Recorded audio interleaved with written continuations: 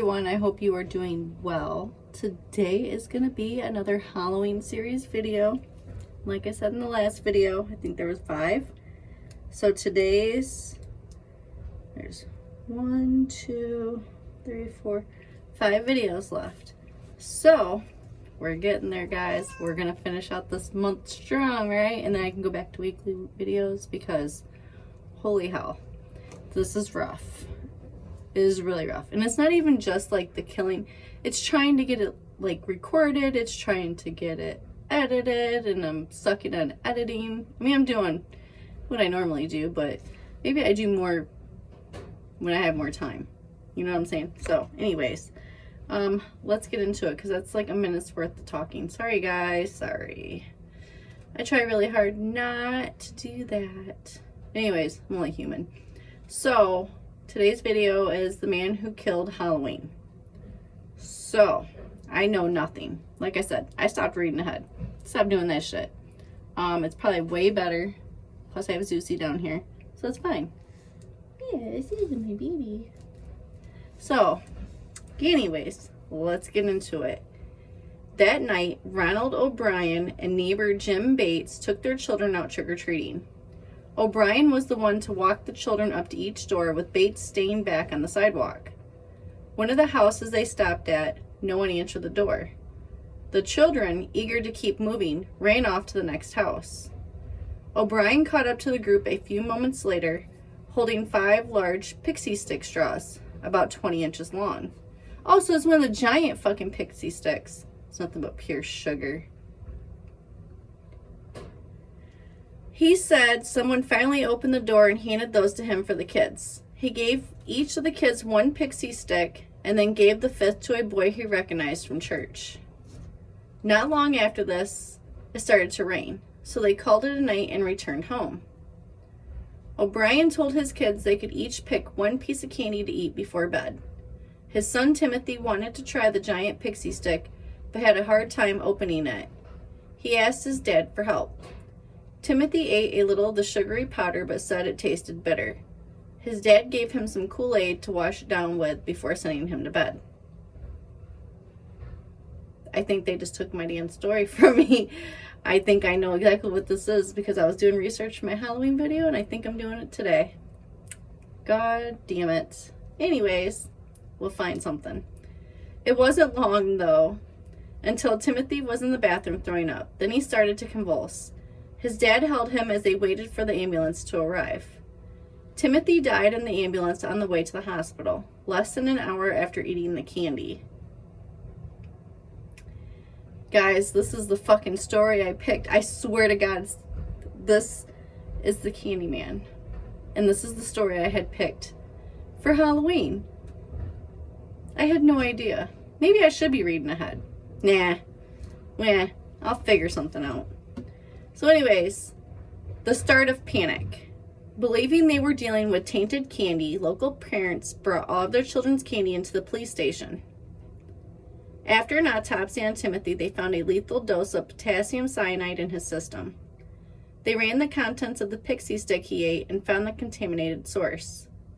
Officials worked quickly to find the other pixie stick before anyone ate them. They had gotten the ones back from the O'Briens and Bates, but they needed to get the last candy stick O'Brien handed out to the boy from church. When they arrived at his house, his parents started to freak out. They searched their son's bag of candy, but the pixie stick was not in it. Their son was upstairs, still asleep. His mother ran up to his room and found him clutching the candy. It appeared he tried to open it, but wasn't able to, and fell asleep. All of the candy tested positive for potassium cyanide. The lab determined that someone had cut off the tops and filled about 2 inches worth of the poison in each candy. Then they resealed the tops with heavy-duty staples. Timothy's pixie stick contained enough cyanide to kill 2 adults. The other contaminated sticks had enough to kill 3 to 4 adults in each candy. I mean, that was one of the freaking huge ones, though. I can't even put it in frame. You guys know what I'm talking about. Investigation takes a turn. A few days after Timothy was buried, the O'Brien's insurance agent called the police. He felt that things weren't right and someone needed to know. The insurance agent said that O'Brien's wife didn't know about the insurance policies that her husband had taken out on their children. The policies that he had taken out right before Halloween. Yeah, he's sus. When police initially talked with O'Brien, he claimed he didn't remember which house he had gotten the pixie stick from that night, which made the cops suspicious since it was in his neighborhood, and they had only gone to 2 streets trick-or-treating before the rain started. Officers went to all the homes on both streets, and none of the residents had given out that candy, which matched with the candy they had gotten from trick-or-treaters in that neighborhood. Police then requested O'Brien walk with them on the streets and see if he could remember which house gave him the candy. And after the 3rd trip around, investigators were losing their patience.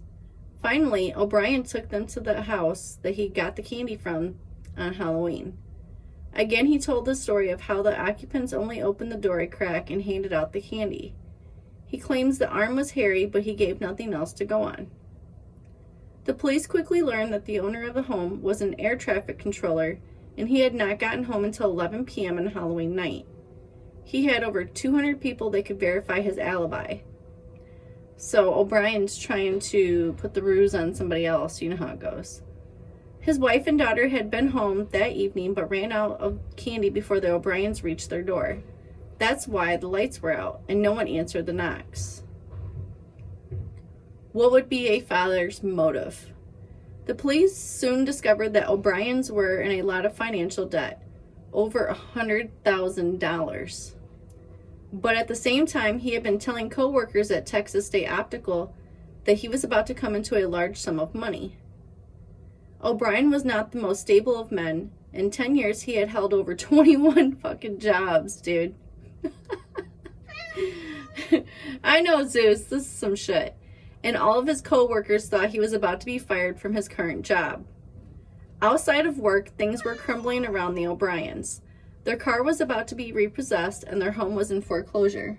He's my baby. The evidence adds up. When talking with O'Brien's co-workers, one of them told police that O'Brien had asked them a now disconcerting question. O'Brien had asked if just anyone could purchase potassium cyanide. A Harris County Community College professor, where O'Brien was taking classes, had a similar discussion with him. O'Brien had asked his teacher how much poison would it take to kill specific sized animals.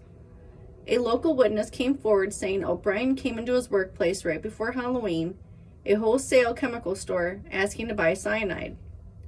O'Brien was told the smallest amount he could purchase was 5 pounds, so he left without buying. Physical evidence. A search of the O'Brien home was conducted. The investigators found pieces of pixie stick tops, along with a pocket knife that had traces of the plastic and candy on the blade. The motive adds up to a lot. After hearing from the insurance agent, the police searched for any other insurance policies on the O'Brien children. In January 1974, two policies. What do you want, Zusi? What are you doing? You're being weird. Can't imagine that. Oh, you guys probably don't watch my other videos on my other channel. So, cat's weird. Just saying.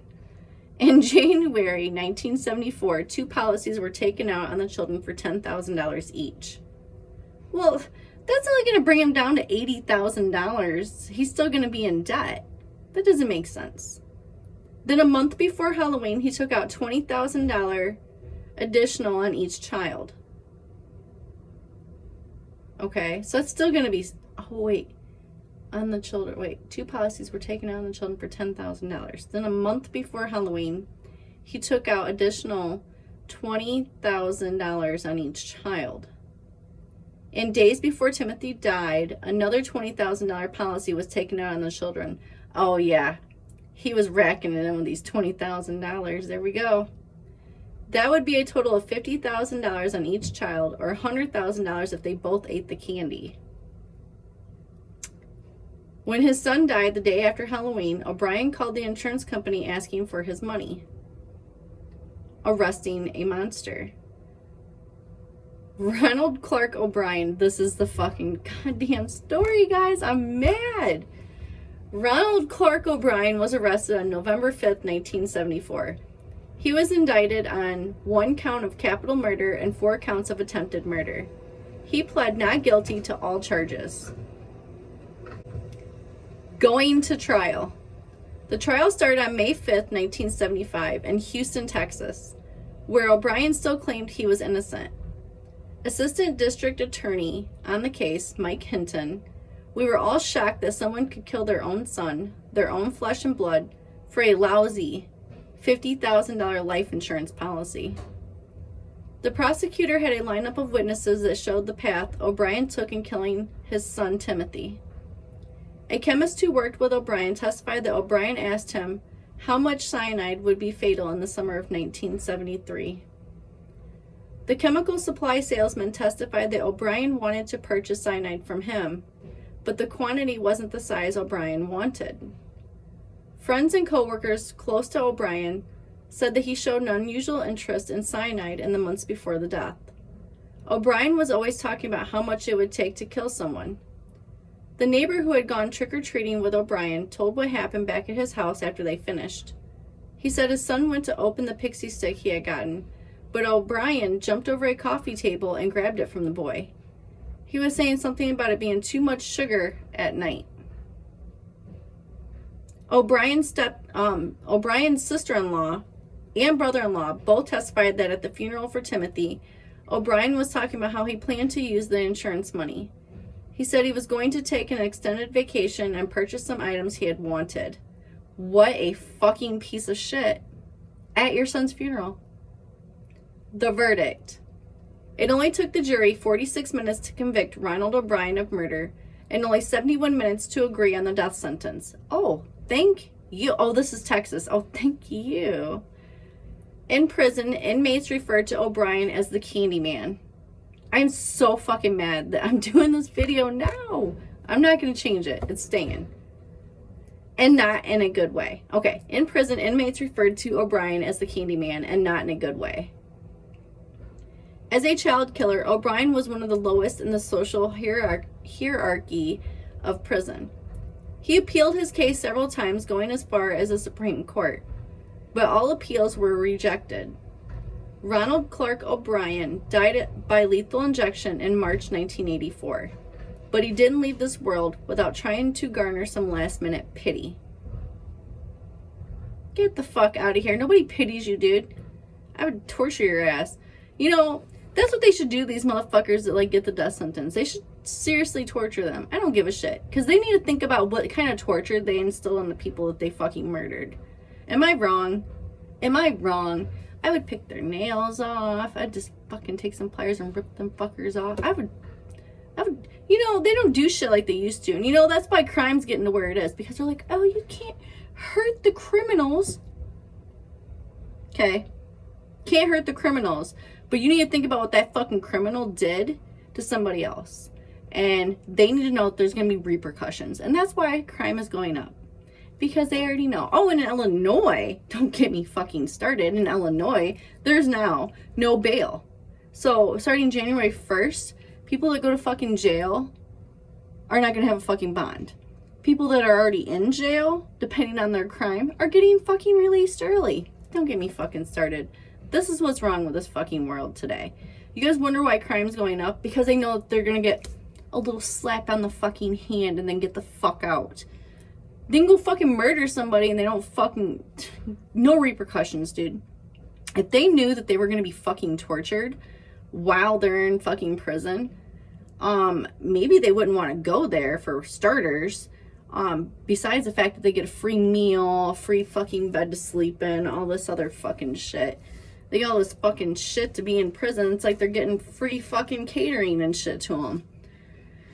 I don't know, guys. I fucking can't stand this fucking corrupt ass fucking judicial system. It is what it is. It's pretty fucked up. I think they should punish criminals. I'm sorry, but what you guys call punishment and what I call punishment are 3 different fucking things, dude. 3 different things. Yes, I said it. I just don't understand. And maybe I'm fucking... can't keep hitting the microphone. Sorry, guys. Maybe I'm fucked up. But I'm saying, if there was some kind of repercussion that was going to happen to them in prison, they wouldn't go around just doing these fucking goddamn crimes. And then there's... Whatever. I'm sick. And then he got lethal injection. It's like, put him to sleep to fucking put him to sleep. He's not gonna feel anything. I'm gonna fucking suffer. Rip his fucking nails off. Do it. I will do it for you. Ugh. Jeez. And he killed his own fucking son. This isn't the end of the story. I'm on a rampage right now because what the fuck? This would have happened any way it goes. Maybe a little more, I don't know how I was going to tell the story the other way, but this one might be more graphic, more detailed and shit, so it's fine. Anyways, let's get into his statement that he wrote when they fucking gave him the lethal injection, the piece of shit. Got the easy way out, fucking pussy. He wrote a statement. What is about to transpire in a few moments is wrong. You killing your son with candy is fucking wrong. On Halloween, you can fuck off. I would rip your nails off. However, as we human beings do make mistakes and errors, this execution is one of those wrongs, yet it doesn't mean our whole system of justice is wrong. Yes, it does. The whole fucking justice system is fucked up, dude. It's all wrong. Oh, we don't want to torture them criminals that murdered kids and did this, that, and the other, and they're serial killers. No, we're going to put them in prison and give them a free meal every fucking 3 times a day with a bed to fucking sleep in. Let them shower and shit. No. I'd take nails off. Start there. Pull teeth out. You wouldn't come to my fucking prison. You wouldn't live. You wouldn't live through the torture, dude. Swear to God, I'd have no fucking mercy on these 6 pieces of fucking shit. That's the difference between me and them. So anyways, therefore, I would forgive all who have taken part in any way in my death. Also, to anyone I have offended in any way during my 39 years. 39. This motherfucker is the same age as me when he died. Ugh.